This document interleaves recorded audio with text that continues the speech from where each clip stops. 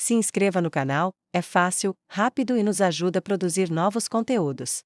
Quais são as probabilidades? Não havia nem ouvia falar dela há 10 anos. Claro, isso porque eu desapareci, e fiz de tudo, para não ser encontrado por ela, seu novo marido, e sua família. Fui bem-sucedido nisso também. No entanto, lá estava, ela, parada em um estande na mesma convenção que eu estava participando em São Paulo. Ela até passou bem ao meu lado, sem me reconhecer. Quando esse pensamento me atingiu, comecei a formar um plano. Sim, eu posso ser um verdadeiro canalha às vezes. Devo te dar um pouco de contexto. Você também pode estar se perguntando por que a família do marido da minha ex-mulher está me porque provavelmente tem algo a ver com o fato de que, em algum momento, eles também eram minha família. Veja, o atual marido dela é biologicamente meu irmão mais velho. Naturalmente, os pais dele também são meus pais biológicos. E suas duas irmãs mais novas são minhas irmãs biológicas também. Quando tudo explodiu, simplesmente me afastei e criei uma nova vida para mim. Então, meu nome é Marcos Almeida. Tem sido meu nome pelos últimos 10 anos. Marcos porque era meu nome do meio, e Almeida porque olhei para cima e vi um outdoor de uma empresa chamada Almeida quando estava tentando pensar em um bom sobrenome para usar. A mulher de quem estou falando é Beatriz Costa. Ela era Beatriz Silva no ensino médio. Aqui vai um romance de ensino médio, longo e prolongado. Use sua imaginação. Sim, éramos namorados no ensino médio. Sim, entregamos nossas virginidades um ao outro depois da festa de formatura. Sim, eu estava apaixonado por ela. Sim, ela estava apaixonada por mim. Bem, tá bem. Pelo dinheiro da minha família. Pena que eu não sabia disso na época. Sim, minha família tinha dinheiro. Mamãe e papai possuíam uma fábrica de tamanho médio em Campinas. Fabricávamos componentes eletrônicos, mas as empresas chinesas nos superaram com seus preços. Nos mantivemos à tona ao adicionar uma etiqueta que dizia feito no Brasil. A maior parte do nosso mercado eram itens de pequena escala e alto valor, componentes especializados que projetávamos e construíamos conforme as necessidades do cliente. Acabou sendo muito lucrativo. Ok, algumas informações sobre minha família. Havia mamãe e papai, claro, que começaram o negócio antes de eu nascer. Papai tinha formação em engenharia eletrônica. Seu melhor amigo tinha formação em engenharia de manufatura. Meu bisavô, por parte de pai, fez fortuna durante a Grande Depressão emprestando dinheiro para pessoas que não podiam pagar para comprar. Quando não conseguiam pagar, ele tomava a terra. Na verdade, ele vendeu o mesmo terreno várias vezes para pessoas diferentes. Talvez isso explique de onde minha família tirou sua grave falta de moralidade. Depois, a Bruno, que é meu irmão mais velho, já te falei sobre mamãe e papai. Também tenho irmãs gêmeas que são mais novas que eu. Honestamente, elas eram as bebês da família, e as únicas filhas, sim, eram mimadas. Toda a perspectiva delas sobre a vida era que, se não as afetasse diretamente, elas não davam a mínima. Se de alguma forma as afetasse, elas tomavam a decisão que as impactava menos. Isso provavelmente explica o comportamento delas quando tudo desmoronou. Então, clichê após clichê, nos casamos logo após nosso segundo ano na universidade. Estávamos casados há 5 anos, quando cheguei em casa mais cedo um dia, e os encontrei, ela e meu irmão mais velho menos na cama. Para resumir a história, eu era apenas um degrau para ela. Bruno eventualmente assumiria o controle do negócio da família, e eu continuaria sendo uma simples abelha operária glorificada. Claro, tecnicamente eu seria o segundo no comando, mas Bruno teria todo o poder, prestígio e acesso à alta sociedade. Para te dar um pouco mais de contexto, Beatriz e eu fomos para o ensino médio juntos em Curitiba, onde começamos a namorar no último ano. Ambos fomos para a universidade local, a UFPR. Ela ficou grávida, no final do nosso segundo ano. Então, nos casamos durante o verão. Ela abandonou a escola para criar o bebê, enquanto eu continuava minha carreira universitária. Tivemos muita ajuda da minha família, já que ambos tínhamos 20 anos quando nos casamos. Quando Juana completou 2 anos, Beatriz começou a trabalhar como assistente administrativa no negócio da minha família, que tinha uma creche no local para seus funcionários. Eu estava curioso sobre como ela ficou grávida, já que sempre usávamos preservativos. Nenhum se rompeu. Até onde sei, ela teve uma má reação à pílula, então não a estava tomando. Bem, essas coisas acontecem. Notei que houve alguns episódios estranhos durante os próximos 5 anos. 2 vezes, ela teve algum problema estranho que nos impedia de fazer sexo por cerca de uma semana. Realmente, não pensei muito nisso na época. Eu queria mais filhos, mas ainda não tinha acontecido. Estava esperando que dessa vez tivéssemos um menino. Amava minha filha, mas todo marido quer pelo menos um filho, para continuar o sobrenome da família. Sim, Ouço todas as feministas dizendo que a mulher também pode manter seu sobrenome de casada. Ouço todos vocês gritando que um pai pode ensinar a filha todas as coisas que pode ensinar a um filho. Sim, as meninas podem gostar de carros e corridas como os meninos. Sim, elas podem se tornar mecânicas, entrar no esporte e tudo mais. Novamente, é uma daquelas coisas programadas no cérebro dos homens. Eles querem um filho como herdeiro. Não me entendam mal aqui. Amava minha filha e estava feliz por tê-la. Adicionar um filho à família seria a cereja do bolo. Não, seu Quinto. Aniversário de casamento estava chegando no final da semana. Eu havia encomendado um belo conjunto de brincos e um colar. Combinando de um joalheiro local no Batel, saí escondido do escritório para pegá-lo e planejava ir para casa escondê-lo. Enquanto Beatriz ainda estivesse no trabalho, peguei o presente dela e então corri para casa. Ao me aproximar da casa, vi o carro de Bruno na garagem. Isso era realmente estranho. Todos deveriam estar no trabalho, e ele não tinha motivo para estar na minha casa naquela hora do dia. Tive um mau pressentimento sobre isso. Estacionei, rua 2 casas adiante, e caminhei até a casa. A porta estava destrancada. Segui os sons silenciosamente, e cheguei ao quarto principal, e foi quando os encontrei. Bruno e Beatriz estavam lá, se divertindo muito. Até hoje, não sei como consegui controlar meu temperamento. De qualquer forma, consegui gravar uns bons 5 minutos de vídeo antes de escapar silenciosamente da casa. Ouvi parte da conversa deles. Parecia que isso estava acontecendo há pelo menos alguns anos. Apesar da raiva que sentia, sabia que precisava tomar meu tempo para reunir todas as informações e planejar um plano. Explodir só me custaria mais dinheiro e humilhação. As leis de divórcio neste país punem maridos inocentes enquanto recompensam esposas infiéis. Isso era especialmente verdade se havia uma criança envolvida. Ela ficaria com a casa, e eu, com a hipoteca. Ela ficaria com a custódia e a pensão alimentícia, e eu teria visitas ocasionais. Ela receberia a pensão, agora chamada de manutenção conjugal, e eu teria a honra de pagar para ela dormir com outros homens. Para minimizar o dano, eu tinha que manter isso em segredo até estar pronto para agir. E ela não receberia as joias que acabei de comprar. Levei 3 meses até estar pronto. Agora, você pode esperar que eu te conte todas as maneiras engenhosas que evitei fazer sexo com ela. E você estaria errado. Beatriz é uma mulher linda, e faz isso muito bem. Então fiz sexo com ela, o máximo que pude. Além disso, não era como se eu estivesse realmente arriscando pegar uma doença. Ela estava apenas fazendo com meu irmão. Não com a cidade inteira menos ou pelo menos.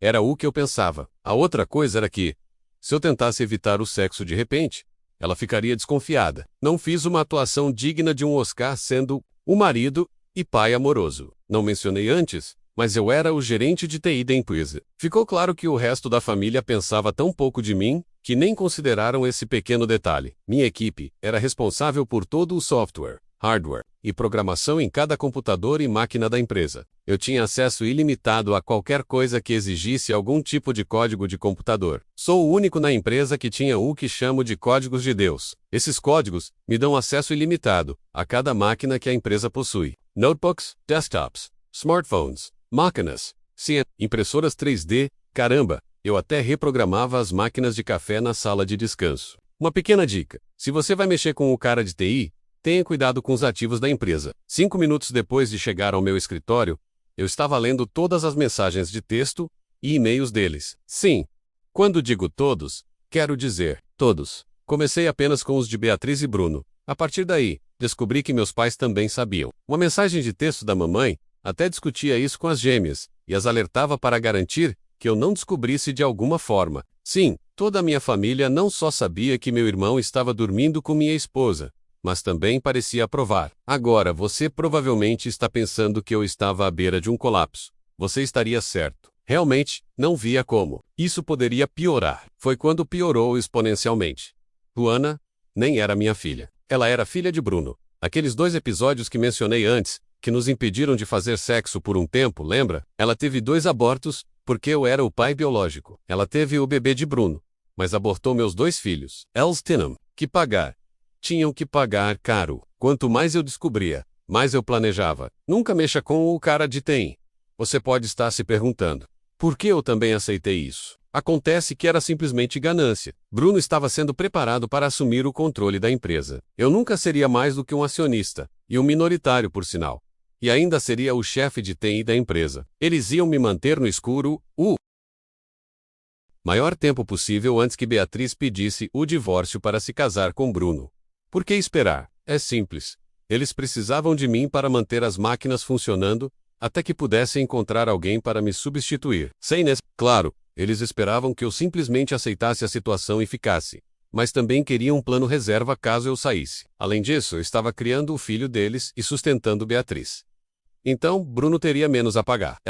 Acumular mais dinheiro para cuidar melhor de sua esposa e filha. Mais tarde, eles também planejavam nunca me contar a verdadeira paternidade de Joana, me deixando na corda bamba com toneladas de pagamentos de pensão alimentícia. Nos 3 meses seguintes, comecei a desviar lentamente dinheiro de nossas contas de investimento para uma nova conta nas Ilhas Caimã. Convenci Beatriz da ideia de fazer uma segunda hipoteca na casa para instalar uma enorme piscina e área de entretenimento no quintal. Claro, ela concordou com isso. Era algo que ela e Bruno usariam, e eu seria obrigado a pagar. Levou um mês inteiro para o empréstimo ser aprovado. Também escondi esse dinheiro na conta offshore, trazia alguns projetos para casa a cada 2 semanas para mostrar a ela que estava trabalhando nisso. Fiz os projetos eu mesmo enquanto supostamente estava trabalhando. Até publiquei um anúncio em um site online, dizendo que aceitaríamos propostas para o trabalho. Acabamos entrevistando 5 empreiteiros diferentes. Contratei um detetive particular para instalar câmeras escondidas na casa enquanto eu estava no trabalho. Eram de alta definição.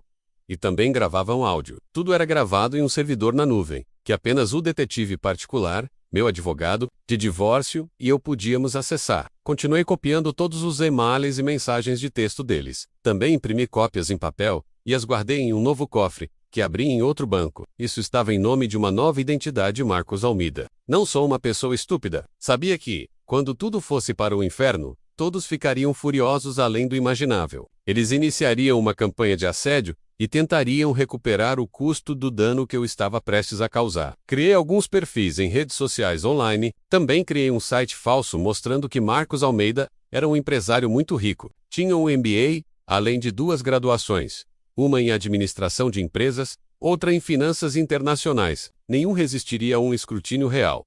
Mas isso não era realmente necessário neste momento. Documentos falsificados também são bem fáceis de conseguir. Se você sabe onde procurar, basta 1 ou 2 fotos com aparência oficial. Alguma informações falsas, nome que você quer usar, endereço e outras informações compradas na Deep Web, e uma transferência de uma pequena quantia em dinheiro. Cerca de 2 semanas depois, você recebe um pacote anônimo, entregue no seu escritório. Nunca mexa com o cara de TI. Sim, você não pode simplesmente confiar nas palavras de mentirosos e trapaceiros. Também fiz um teste de DNA. Coletei amostras da bochecha de Joana enquanto ela dormia. Depois de coletar amostras da minha própria bochecha e conseguir o DNA de Bruno de um copo que ele usou em uma festa, selei tudo e enviei. Usei meu e-mail da empresa para receber os resultados. Afinal, eu era o único na empresa que podia acessar o e-mail de qualquer outra pessoa, e realmente esperava que eles encontrassem esse e-mail depois que eu saísse. Momento em que começariam sua própria investigação. Ok. Então você pode praticamente imaginar que eu ia me vingar de Beatriz no divórcio. Você também pode ver que Bruno ia levar uma queimada também. Agora, Bruno não seria tão difícil de torrar. Bruno era um valentão, além do Serum, idiota era. Tudo o que eu realmente precisava fazer era Dick Salow ser ele mesmo. Quando ele assumisse a empresa, ele a levaria ao fracasso. Sua inépcia garantiria a ruína da empresa em alguns anos. Não só a empresa iria à falência, mas ele se tornaria um pária na indústria por destruir um negócio muito lucrativo. Embora eu achasse que poderia ajudá-lo nesse esforço, primeiro, pensei que a família me devia pelo que estavam fazendo e planejavam me fazer. Então fiz o que sei fazer. Criei contas falsas, faturas falsas, algumas linhas de código nos programas financeiros menos nada grande demais para ser notado, mas grande o suficiente para doer quando descobrissem. Além disso, era grande o suficiente para me sustentar financeiramente por um longo tempo, se necessário. Marcos Almeida estava prestes a ficar bastante rico. A próxima coisa foi construir e programar o temporizador para a bomba. Levei 1 semana para construir. Não era uma bomba literal que causaria destruição física e ferimentos. Sou programador de computadores, não terrorista. Era uma bomba de software. Causaria caos, mas apenas financeiro, e na eficiência da empresa. Estava configurada para ser ativada sob um conjunto específico de circunstâncias. Eu podia acioná-la por comando, ou ela seria ativada quando certos eventos PR programados ocorressem. Isso faria com que todos os computadores, smartphones, da empresa travassem simultaneamente. Todas as máquinas controladas por computador de repente parariam de funcionar. Ou pior ainda, enlouqueceriam. Para aquelas que enlouquecessem, eu tinha um plano especial. Essas eram as máquinas sense e fresadoras. O dia finalmente chegou. Ok, eu sei. Provavelmente deveria ter feito de maneira diferente. Provavelmente teria sido melhor. Ou pelo menos mais seguro, se eu não estivesse lá. Realmente, minha presença deu a eles a oportunidade de me enfrentar fisicamente. Isso foi uma desvantagem. Significava que eles poderiam me segurar lá e me ameaçar fisicamente. Sim, foi um pouco estúpido da minha parte. Ainda assim, um acidente de trem é fascinante de assistir. Há uma razão pela qual as pessoas não conseguem desviar o olhar quando sabem que está prestes a acontecer. Eu simplesmente não resisti. Além disso, tinha um plano para distraí-los o suficiente para escapar sem necessário. O que não foi preciso. Eu estava no saguão principal dos escritórios em Campinas quando a vi entrar. Ela estava na casa dos 20 e poucos anos e vestida profissionalmente. Devo dizer, ela era absolutamente linda. Carregava uma maleta e 3 envelopes Manila enfiados debaixo do braço. Esse era o sinal para eu começar. Sorrindo, entrei no escritório do meu pai. O que é isso? Ele perguntou enquanto jogava um envelope selado em sua mesa. Em vez de responder, levantei a mão, com 5 dedos esticados. 5, 4, 3, 2, 1. Contei enquanto abaixava meus dedos um a um. Durante a contagem regressiva, nenhum gemido alto foi ouvido do lado de fora. Mais 5 dedos subiram, e outra contagem regressiva. Que diabos? Ouviu-se a voz de um homem gritando. Uma última contagem regressiva. A bomba loira apareceu na porta do meu pai. Senhor Nelson Costa? Ela perguntou, toda doce e melíflua. Sim, sou eu, ele respondeu. Ela entregou o último envelope, depois disse, todos vocês foram notificados. Tenham um bom dia. Ela tirou uma foto rápida dele segurando o envelope e saiu pela porta. Isso deve explicar tudo. Rapidamente saí, antes que alguém pudesse se recuperar e dificultar minha partida. A carta que deixei na mesa do meu pai era minha renúncia imediata, citando um ambiente de trabalho hostil. Isso eu sei bem no fato de que a gerência e os proprietários da empresa aceitavam e incentivavam a relação sexual entre o presidente da empresa e a esposa de um de seus gerentes. Claro, Beatriz foi notificada com os papéis do divórcio, e Bruno foi notificado com uma ação por criar um ambiente de trabalho hostil e alienação de afeto. Eu também o estava processando por pagamentos atrasados de pensão alimentícia, assim como por pensão futura para os filhos. Eu havia removido todos os meus pertences pessoais do meu escritório, alguns dias antes. Também havia retirado, silenciosamente, tudo o que queria da nossa casa. Todos os assuntos financeiros também foram resolvidos. O divórcio concedeu a casa a Beatriz, e eu esvaziei a maior parte da conta de poupança. Meu advogado tinha uma procuração, então ele podia agir em meu nome sem que eu estivesse presente. Quando a porta se fechou atrás de mim, Miguel Costa morreu, e Marcos Almeida ganhou vida. Essa foi a última vez que vi qualquer um deles. Nos 10 anos seguintes, foi ordenada a terapia de casal. Meu advogado não tinha ideia de onde eu estava, e eu não estava contando a ele. Foi descartado. Fui obrigado a pagar a pensão alimentícia. Meu advogado tinha todas as provas de que ela não era minha filha, e que eles me enganaram deliberadamente sobre esse fato. Minha ação contra Bruno, por pensão alimentícia, foi bem sucedida. Ela tentou obter uma pensão. Eu não estava mais empregado, e ela agora ganhava mais dinheiro do que eu. Meu advogado recusou educadamente qualquer pagamento de pensão dela. Quanto à casa, meu advogado apresentou uma renúncia de direitos e disse a ela que poderia ficar com ela. O resto dos ativos que ainda estavam lá foi dado a ela. Bruno se mudou antes que a semana terminasse. Quanto a mim, eu me mudei para a costa de Florianópolis. Bruno teve que me pagar algumas centenas de milhares por criar um ambiente de trabalho hostil. Ele era o chefe, e ter um caso com a esposa de um funcionário não caiu bem com o juiz. A empresa chegou a um acordo por cerca de 2 milhões de reais. Quando as provas mostraram que eles sabiam, estavam realmente incentivando o caso. Acabei com pouco mais de 4 milhões de reais, entre os processos e todo o dinheiro que desviei, além dos investimentos e economias que peguei. Sim, ela deveria ter recebido metade das economias e investimentos, mas boa sorte me encontrando o dinheiro. Esperei cerca de 6 meses após todos os processos serem resolvidos antes de ativar a bomba. Queimei os servidores e reescrevi todo o código para as máquinas SENS. Dados financeiros foram perdidos, e as Se inscreva no canal, é fácil, rápido e nos ajuda a produzir novos conteúdos. máquinas começaram a produzir produtos fora das especificações. Levou 2 semanas para consertar. Isso significou 2 semanas sem produção. Isso desorganizou tudo e causou vários descumprimentos de prazos. Acabei começando minha própria empresa de consultoria de TI. Usei uma LLC offshore para manter meu nome fora dela. Fui muito bem. 2 anos após sair, estive envolvido em um acidente de trânsito na BR-101. Exigiu uma cirurgia reconstrutiva facial bastante significativa. Decidi aproveitar isso a meu favor e modificar algumas características que realmente não gostava. Sempre achei que meu nariz era grande demais, então o fiz menor. Meu queixo era um pouco fraco, então o corrigi. Foram apenas algumas pequenas alterações. Como sempre odiei meu queixo. Mantive uma barba desde os 18 anos. Agora, com meu queixo remodelado, comecei a me barbear. Com apenas algumas pequenas mudanças, eu parecia completamente diferente de antes. Mas uma coisa foi que eu também estava em muito melhor forma. Sempre estive em forma, mas não exageradamente. Sim, passava algumas horas por semana na academia, mas não eram treinos muito intensos. Principalmente era para manter a forma. Após o acidente, tive que passar por uma terapia física rigorosa. Isso me levou a fazer treinos mais pesados. No início, foi difícil, mas logo descobri que isso me fazia sentir muito melhor. Também comecei a notar que parecia melhor. Antes, minha barriga era reta. Agora eu tinha um abdômen definido.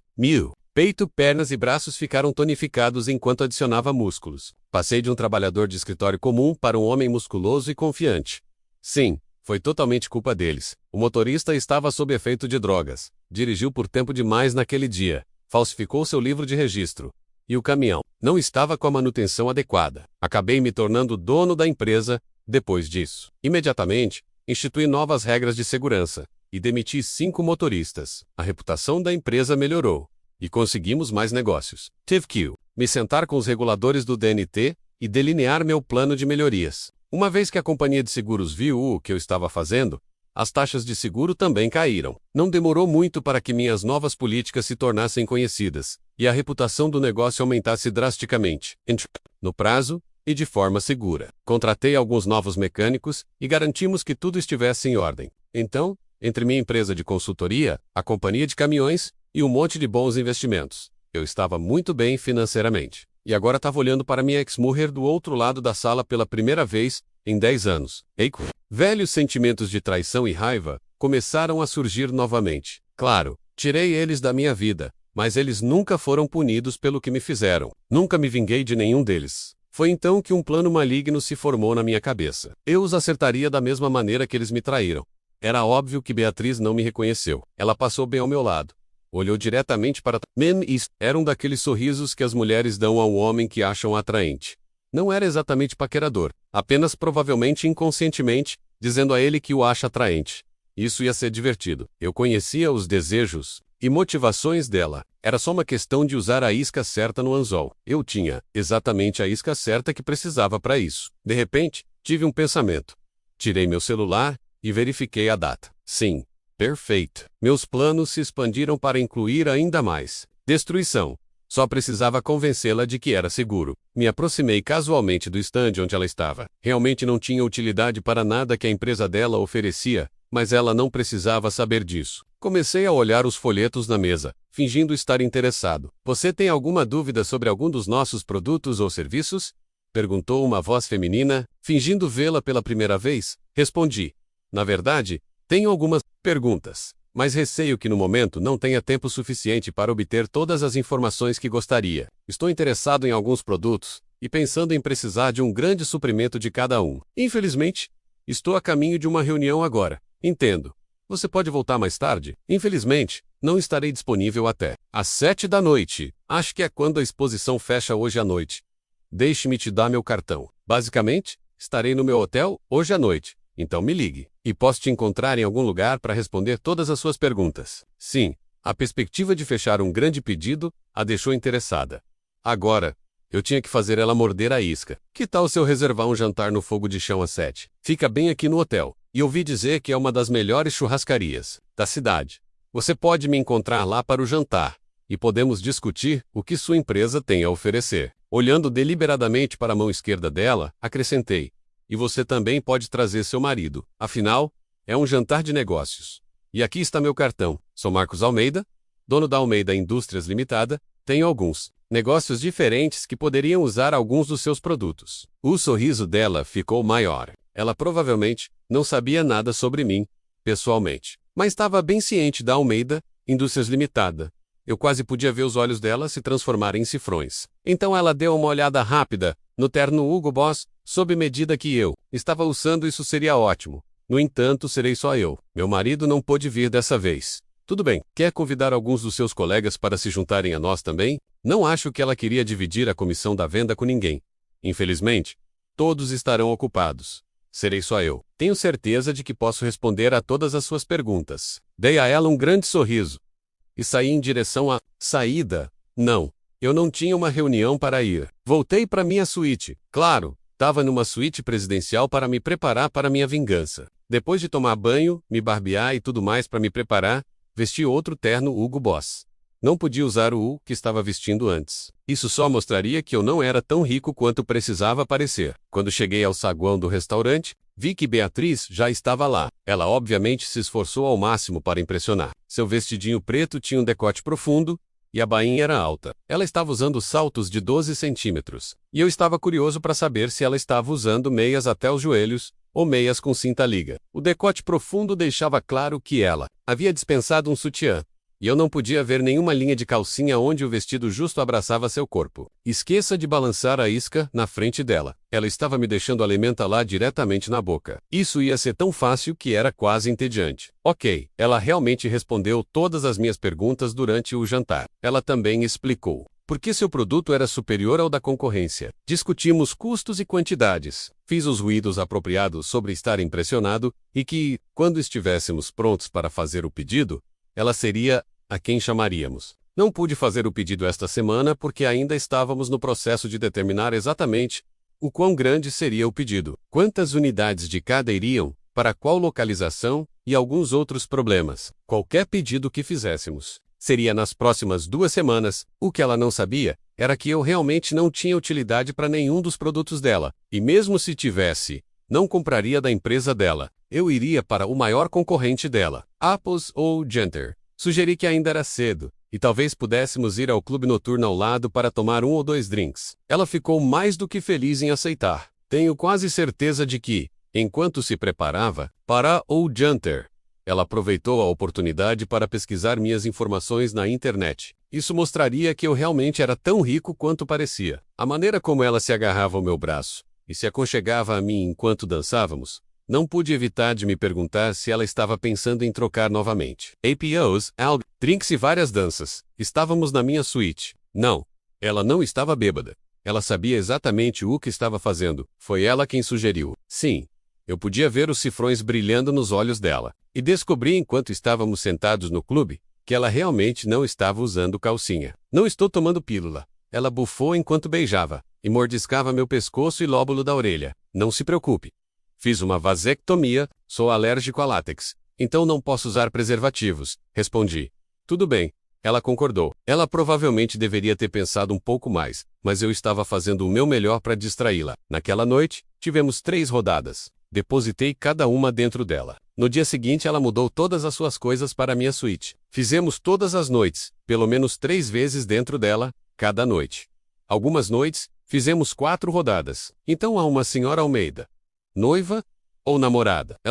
Na última manhã da conferência, eu estava imaginando se ela eventualmente perguntaria sobre isso. Era óbvio que minha mão esquerda estava sem anel. Agora, talvez eu pudesse me divertir um pouco mais com isso. Estive casado por alguns anos, mas nos separamos. Apenas nos afastamos. Éramos muito jovens quando nos casamos e acabamos nos divorciando. Ainda não encontrei outra pessoa, mas estou procurando. Acho que está na hora de me estabelecer. Bem, eu definitivamente gostaria de te ver novamente. Estou bastante atraída por você. Não é só porque você é um amante fantástico, mas também gosto das nossas conversas e de simplesmente estar com você. E seu marido? O fato de você estar casada pode causar alguns problemas se começarmos a namorar em tempo integral. Realmente somos apenas colegas de quarto. Neste momento, nem dormimos no mesmo quarto.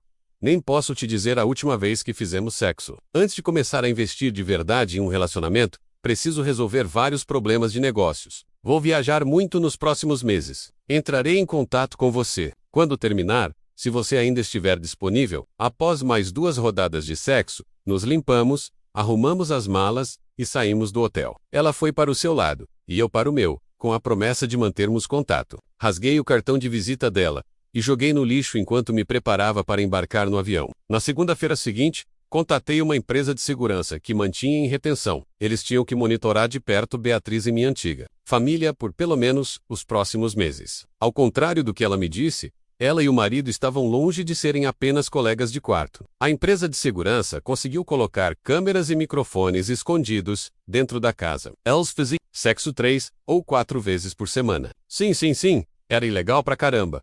Mas essa empresa de segurança era muito boa em obter informações. Eu não me importava com a maioria das besteiras que eles faziam, mas precisava de informações específicas. Uma coisa que descobri foi que, surpreendentemente, Bruno era completamente fiel a Beatriz, pelo menos agora. Não posso dizer com certeza sobre os últimos 10 anos. Ele também queria ter outro filho, de preferência um menino. Também descobri que eles tinham um ritual para a noite antes de um deles viajar. Cada um tentava esgotar o outro com sexo. Isso me fez sorrir. 2 meses depois, recebi a última notícia que estava esperando. Assisti às imagens da câmera enquanto ela arrumava a sala de estar para quando Bruno chegasse do trabalho. Vi a revelação quando Bruno entrou pela porta. Parabéns, papai. Você conseguiu me engravidar de novo. Ele ficou atônito, depois cheio de alegria. Ei, semanas está? Ele perguntou. Cerca de 2 meses. Deve ter sido na noite antes de eu partir para aquela conferência de uma semana em Recife, ou na noite que voltei. Aparentemente, ela ainda acreditava que eu era estéril. Ela ligou e deixou uma mensagem chorosa dizendo que ela e o marido haviam se reconciliado. Ela não poderia fugir comigo agora. Isso me fez rir. Depois disso, fiz a empresa de segurança remover todas as câmeras e parar de monitorá-los. Eu poderia obter o resto das informações por conta própria. Configurei um lembrete no meu calendário do Outlook para alguns meses depois. Exatamente 9 meses após a conferência. Estava verificando os anúncios de nascimentos na minha cidade natal, Curitiba. Havia uma foto de Beatriz segurando um requiem mastido, com um sorridente Bruno olhando por cima do ombro dela. Eu havia concluído a transição de gerenciamento de todas as minhas empresas e agora estava olhando a foto online da minha fazenda em Florianópolis. Não, eu não ia ficar trancado aqui para sempre. Era apenas um dos lugares que eu possuía ao redor do mundo. Além disso, eu não era mais Marcos Almeida. Boa sorte me encontrando. Além disso, não importava mais. Eles logo descobririam que era apenas um pseudônimo. Era hora de terminar minha vingança. Mudei para uma nova conta do Gmail que criei só para isso. Fazia 2 semanas desde que o pequeno Mateus nasceu. Ainda não tenho certeza de como consegui convencer Bruno a chamá-lo assim. Não, eu não tinha ilusões de que Marcos fosse realmente o pai. Marcos fez uma vasectomia e estava atirando em branco. Ele até me mostrou o relatório médico. Bruno conseguiu me engravidar na noite antes de eu voar para a conferência, ou na noite que voltei para casa. Só queria te chamá-lo, Matias, para me lembrar secretamente da semana fantástica que tive. Meu marido estava empolgado por finalmente termos um filho. No início ele tem agido de forma um pouco estranha, desde alguns dias após o nascimento. Não tenho certeza do que está acontecendo, mas algo não está certo. Acabei de colocar o bebê para tirar uma soneca. Juana estava no quarto, provavelmente, mandando mensagens para as amigas. Estava prestes a começar a fazer o jantar, quando a porta da frente foi aberta com força. Sua mulher infiel. Bruno gritou comigo. Quantas vezes você me traiu? Frequente, quer dizer, não havia como ele ter descoberto sobre Recife. Ok, claro. Eu comecei a pensar em tentar fisgar Marcos. Bruno tinha muito dinheiro, mas Marcos era muito mais rico. Então, quando descobri que Bruno e eu íamos ter outro bebê, simplesmente não pude deixar Bruno? Do que você está falando, Bruno? Nunca te traí. Sério, já se passaram mais de 9 meses desde aquela conferência em Recife. Não havia como ele ter descoberto. Pelo menos não poderia haver nenhuma prova agora. Ele jogou um envelope em mim. Foi nesse momento que notei que os pais dele e as irmãs gêmeas o seguiram para dentro da casa. Consegui pegar o envelope antes que caísse no chão. Quem diabos é ele? Bruno, não tenho a menor ideia do que você está falando. Há cerca de 2 semanas, recebi um e-mail com um link para um site que mostrava um monte de vídeos seus fazendo com um cara estranho, enquanto você estava naquela conferência em Recife, há 9 meses. Também sugeria que eu fizesse um teste de DNA do bebê. Dizia que haveria algumas surpresas lá. Foi uma grande surpresa, descobri que não sou o pai biológico. Ele respirou fundo várias vezes e continuou. Quero saber quem é o verdadeiro pai de Mateus Fequeiticada. Bruno, você é o verdadeiro pai dele. foi quando abri o envelope. Era o resultado de um teste de DNA. Dizia que Bruno não era o pai. Bem, na verdade, dizia que havia apenas cerca de 40% de chance de ele ser o pai. Mateus carregava parte do DNA que Bruno carregava, mas havia outro DNA que nenhum de nós possuía. Não veja. Bruno mostra que você e Mateus carregam o mesmo DNA. Não diz que ele carrega apenas parte do mesmo DNA. Na melhor das hipóteses, diz que você seria um tio. Ele parou de falar e tinha uma expressão muito estranha no rosto. Meu Deus! Esse grito veio da minha sogra. Não poderia ser. Claro, pode haver uma leve semelhança, mas Marcos não poderia ser Miguel. O DNA não mente. Bruno definitivamente não era o pai, mas era um parente próximo do verdadeiro pai. Não havia outros parentes masculinos, exceto o pai de Bruno, próximos o suficiente para serem uma correspondência. E eu definitivamente não fiz sexo com meu sogro. Marcos era o único outro homem com quem dormi, e percebi que aquela semana era meu período fértil. Fiquei absolutamente chocada. De repente, comecei a pensar. Miguel era um gênio com computadores. Quão difícil seria para ele falsificar um documento médico? Então lembrei daqueles 2 abortos, onde cuidei das 2 vezes que engravidei, acidentalmente de Miguel. Evitei ter filhos dele de propósito. Agora, na ironia de todas as ironias, acabei de ter o filho dele. Eu traí Miguel com o irmão dele. Agora, acidentalmente, traí o irmão de Bruno com Miguel. Ele sabia. Ele sabia e fez de propósito. Gritei. Do que você está falando? Perguntou Nelson. Eu não o reconheci. Ele parecia completamente diferente de como era há 10 anos. No entanto, tenho certeza de que ele me reconheceu. Ele sabia exatamente quais botões apertar. Sabia exatamente o que estava fazendo. Ele me seduziu. Ele me disse que tinha feito uma vasectomia. Até me mostrou um relatório médico. Meu ciclo é tão regular quanto um relógio. Eldivter. Se lembrado que eu estaria no auge da fertilidade naquela semana. Meu Deus, ele deve ter se lembrado que tive aqueles 2 abortos e evitei ter filhos dele de propósito. Bem, dane-se ele. Ele me processou pela pensão alimentícia de Juana. Então agora vou processá-lo pela pensão alimentícia do bastardo. Assim como Miguel Costa havia desaparecido antes, Marcos Almeida não existia mais. O processo de pensão alimentícia de Bruno não chegou a lugar nenhum. Você não pode processar alguém que não existe. Bruno e Beatriz acabaram ficando juntos. Ele seria obrigado a pagar pensão alimentícia tanto para Joana quanto para Mateus, até que se formassem na universidade. Ele também teria que pagar manutenção conjugal, a hipoteca da casa e pelo menos metade de todos os seus ativos. Era mais barato mantê-la. Eles ficaram juntos, mas o relacionamento deles ficou permanentemente destruído. Agora viviam em um casamento sem amor e simplesmente se tornaram colegas de quarto, com benefícios. Eles ainda faziam sexo ocasionalmente, mas era apenas sexo. Não havia mais amor. Agora eram apenas 2 pessoas atendendo às suas necessidades. Eles venderam a casa e se separaram silenciosamente assim que Mateus foi para a universidade. Não se preocupe com o pequeno Mateus. Claro, ele não era o filho do irmão favorito,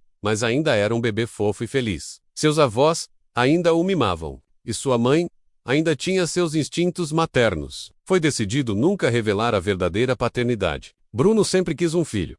Eles nunca tiveram mais filhos. Quanto a mim, sim, casei-me novamente. Temos 3 filhos, um menino e 2 meninas. Eu os adoro constantemente. De vez em quando, penso no meu outro filho por aí. Seria bom visitá-lo e tê-lo na minha vida. Mas isso simplesmente não é possível. Talvez depois que ele completar 18 anos, eu possa pensar em me aproximar discretamente dele. Quando eu finalmente morrer, ele terá uma surpresa. Ele está incluído no meu testamento. Quanto aos meus pais, enviei 4 e-mails anônimos para eles. O primeiro disse que me casei. Obviamente, eles não estiveram no casamento e nunca conheceram sua nova nora. Os outros 3 e-mails foram para informá-los sobre os nascimentos de seus netos, que nunca veriam. Essa foi minha vingança contra eles. Ouvi dizer que eles gastaram uma fortuna com investigadores particulares, me procurando e aos meus filhos. Boa sorte com isso. Para aqueles que acham que não me vinguei o suficiente do resto da minha família, tenha em mente que, quando soltei minha bomba, eles perderam muito dinheiro. Então a empresa deles nunca mais foi a mesma. A única coisa que importava para eles era o dinheiro. E isso foi o que mais os machucou. Quanto às gêmeas, só posso dizer que o estilo de vida delas foi afetado, algo que, sem dúvida, impacta suas vidas. Então, você provavelmente acha que sou um verdadeiro canalha pelo que fiz. Realmente não vou discutir com você sobre isso. Apenas tenha em mente que eles me fizeram.